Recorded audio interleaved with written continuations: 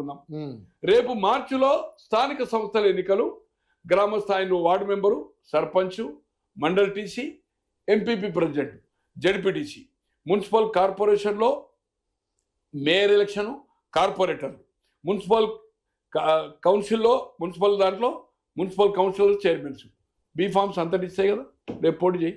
30 జిల్లా పరిషత్తులు ఉంటాయి. 31 నేను అనుకుంటాను సిటీ ఉండదు కనుక 30.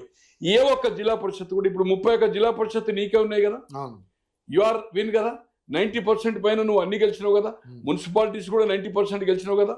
కరీంనగర్ అటువంటి మేయర్ స్థానంలో ఒక్క సీటు కూడా ఒక వార్డు కార్పొరేటర్ కూడా గెలవలేదు కరీంనగర్లో కాంగ్రెస్ పార్టీ. ఈ రోజు నీకు ఆ అధికారం చేపట్టినావు, అవన్నీ గెలిచినావు.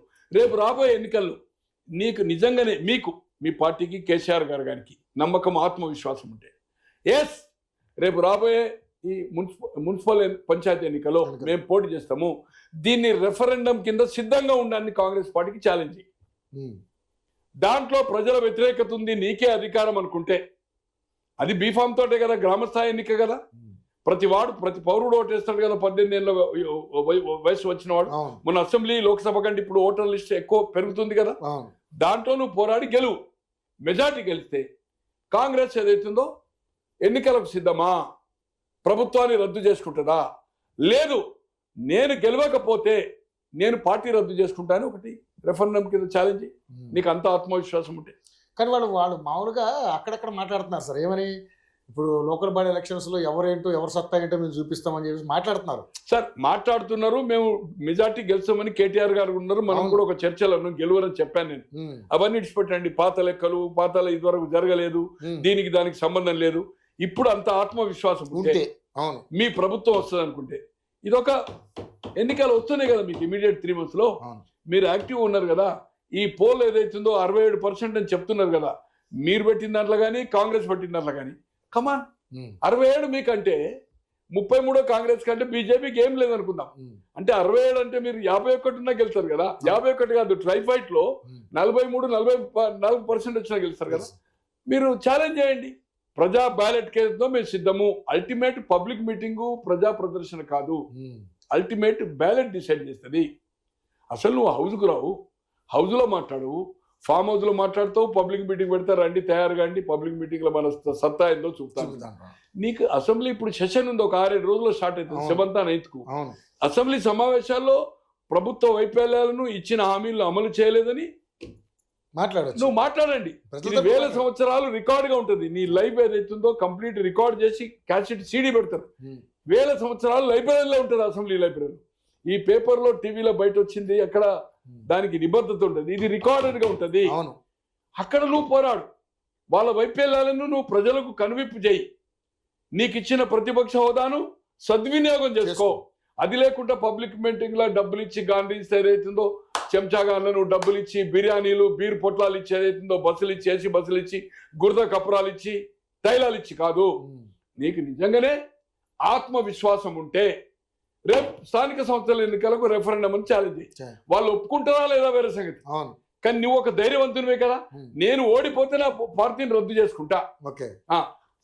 రైట్, వాళ్ళు యాక్సెప్ట్ చేస్తున్నావు పర్లే. యాక్సెప్ట్ చేయకపోతే నీకు మెజార్టీ రాకుండా రద్దు చేసుకోకు. వాళ్ళు యాక్సెప్ట్ చేస్తేనే కదా నువ్వు రద్దు చేసుకునేది. కమాన్, నీకు అంత ఆత్మస్థైర్యం ఉంటే స్థానిక సంస్థల ఎన్నికకు రెడీ కా.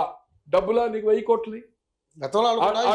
ఆ డబ్బులు నువ్వు అఫీషియల్ గా, లీగల్ గా ఏదైతుందో యూ కెన్ స్పెండ్. ప్రతి మండల్ టీసీకి ఎన్ని పెట్టాలా, సర్పంచ్కి ఎన్ని పెట్టాలా, జడ్పీకి ఎన్ని పెట్టాలా, చైర్మన్కి ఎన్ని పెట్టాలా, మెటీరియల్కి ఎంత పెట్టాలి, పార్టీ యంత్రానికి ఎంత పెట్టాలో ఒక కొలత బద్దు ఉంది. కమాన్, నీ 1000 కోట్లతో రేపు కొట్లాడు. కాంగ్రెస్ దగ్గర డబ్బులు లేవు. డబ్బులు ఏదైతుందో జీరో, అంతా దివాలా తీసేరు. ఇలా చిన్న ఎన్నికలు, చందాలు, ఇవన్నీ ఆర్థిక పరిస్థితి మీరే అంటుండ్రు. మన ల్యాండ్ రేట్లు పోయినాయని ఎవరు అడిగితే ఇచ్చే పరిస్థితి లేదు. ఏమైనా ఇచ్చినా ఏదైతుందో ఢిల్లీకి కొన్ని పంపాలా. సో మీరు దీనికి తయారు కావాలి. కానీ ఇది ఒక మాట చెప్పాలంటే పిట్టల దొర అంటారు, తుపాకీ రాముడు అంటారు. గతంలో గ్రామాలు తిరిగే వాళ్ళు గప్పాలు కొట్టడానికి వినొచ్చిందా? అటువంటి అతను మాట్లాడినట్టుగా గ్రామాల్లో తిరుక్కుంటూ ఒక కహావట్ ఉంది. నాకు ఒకటి గుర్తు, పిట్టల దొర తిరుక్కుంటా కట్టె తుపాకి పట్టుకొని ఇంటింటికి భిక్షాటం చేస్తారు వాళ్ళు. ఒకటి వెరీ పాపులర్, చెరువంతా ఎసరు, తూము కింద మంట, చెర్ల బియ్యం పోసాట, తూము కింద మంట పెడితే ఎట్లా ఉడుకుతుంది సార్? అదే తూము నీళ్లు పోయే తూము ఏదో పొలాలకి కిందికి పంపుతాం కదా, ఆ పొలాలకు పంపేది అది ఆ తూము ఉంటుంది. ఆ తూము లేపేది ఉంటే దానికి వెళ్ళి గేట్లకి వెళ్ళి నిలుగుతాయి. 2 తూములు ఉంటాయి ఒక చెరువు. చెరలో మొత్తం బియ్యం పోసి దీని కింద మంట పెడితే అసలు ఎక్కడ ఉడకాయి కదా. అట్లే ఇతని మాటలు ఏదైతుందో ఆకాశానికి నిచ్చరించినట్టు, ఆకాశం మీద ఉమ్మేసినట్టు, మిడిమిడి జ్ఞానంతో, అహంకారంతో ఊహల్లో ఉన్నాడు. 3 సంవత్సరాల 10 తర్వాత దేవుడెక్కనో దయ్యమెక్కనో జాతీయ పార్టీ పెట్టిండు, కనుమరుగైండు. చక్రం దింపుతా అని చెప్పిండు. 2014 చెప్పిండు, సారీ 18 చెప్పిండు ఆయన ప్రధాని కాడని. మళ్ళా మొన్న 24లో చెప్పారు, క్వశ్చనే లేదు, నేను దేశంలో చక్రం దింపుతా అని. అన్ని రాష్ట్రాల్లో ప్రచారము, అడ్వర్టైజ్మెంట్, హోర్డింగ్లు, కొన్ని 100 కోట్లు ఖర్చు పెట్టి ఏదైతుందో జాతీయ నాయకుని కింద ప్రాజెక్ట్ అయ్యాడు. దశ ఈ దేశానికి 75 సంవత్సరాలు పాలించి ఏదైతుందో 2 జాతీయ పార్టీలు సర్వనాశనం చేసినాయి. ఎలక్ట్రిసిటీ 24 గంటలు ఇవ్వచ్చు దేశమంతా, నీళ్లు 24 గంటలు మనం చేయొచ్చు, ప్రతి గజము, ప్రతి ఎకరము, ప్రతి గుంట సాగునీటి చేయొచ్చు, ప్రణాళికలు ఉన్నాయి నా దగ్గరలో. ఇప్పుడు నువ్వు ఫామ్ హౌస్లో ఎందుకు అంటున్నావా? ప్రజా ప్రయోజనాల దృష్ట్యా ఇవన్నీ చేయి. నిన్ను జాతీయ పార్టీ లీడ్ చేయమని నీ అడ్వైజర్ల కోసం వాళ్ళు పిలవడానికి ప్రయత్నం చేస్తారు. అవసరమైతే నీ రాష్ట్రపతి కూడా నీ చేయడానికి అవకాశం ఉంది. అటువంటిది ఇంట్లో ఎందుకు అనుకుంటావు? అందుకోసం ఏదైతుందో కేసీఆర్ చెప్పే మాటలు ఏదైతుందో, ఈ రోజు ఉద్దర, రేపు ఈ రోజు నగదు, రేపు ఉద్దర అంటారు.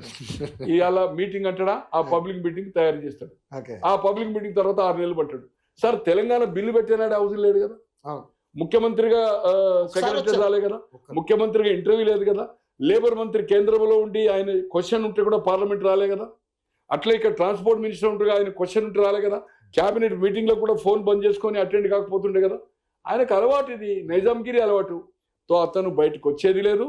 ఇట్లా ఎప్పుడైనా గాంధీ ఇస్తాడు, మళ్ళీ పబ్లిక్ మీటింగ్ ఫిబ్రవరిలో పెడతాడు, ఒక ఆత్మస్థైర్యం కోసం. ఎందుకంటే స్థానిక సంస్థల ఎన్నికలనే కనుక అది కలిపి దానికోసం ఒక ప్లాన్ చేస్తాడు, ఒక ఇంపాక్ట్ కావాలని. బట్ మళ్ళీ స్థానిక సంస్థల ఎన్నికల్లో మీ ద్వారా ద్వారా చెప్తున్నాను, గతంలో 2001లో తెలంగాణ పార్టీ పెట్టినప్పుడు 9 జిల్లా పరిషత్కు 10 అంటే హైదరాబాద్ లేదు కదా, 9కి 9 కైవసం చేసుకుంటాడు. ఒకటే నిజామాబాద్ వచ్చింది. హెలికాప్టర్లో భారతదేశ చరిత్రలో స్థానిక సంస్థల ఎన్నికలకు ఎవడు హెలికాప్టర్లో తిరగాలి, ఏ పార్టీ వాళ్ళు ఇంతవరకు. ఇది ఓన్లీ కేసీఆర్.